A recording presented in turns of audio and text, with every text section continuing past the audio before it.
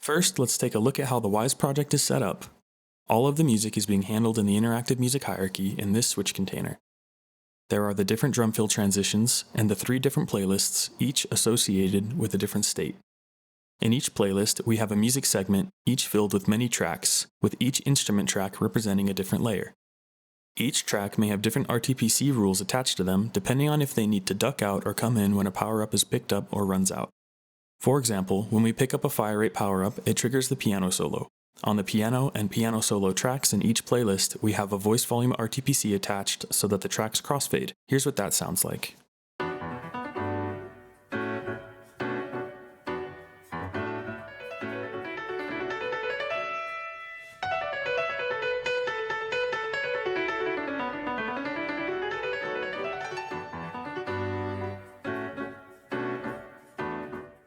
Each playlist is set up to transition on beat to the beginning of the playlist it's going to. We can hear what that sounds like in the Soundcaster. While it might seem abrupt here, remember that there are sound effects that cover these transitions in game as well. I'll go over those in a separate video.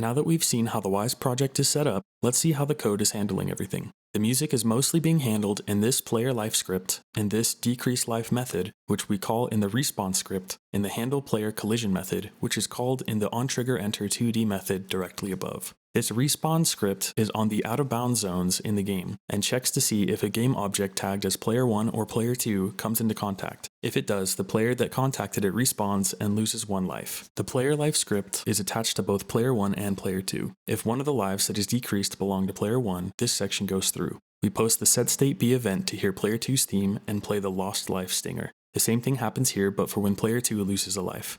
This section sets the state to state C if both players have 1 life left, and then this bit calls the endgame method along with a couple sound effects when a player loses all their lives. There are other miscellaneous scripts that handle things pertaining to the life count, like resetGame method that resets player positions, sizes, power-ups, and the power-up RTPC values when playing again, reset lives and reset player damage methods, stop active power-ups for resetting power-ups upon respawning, and update life indicators, which is a loop for disabling the life icons at the bottom of the screen when a player loses a life.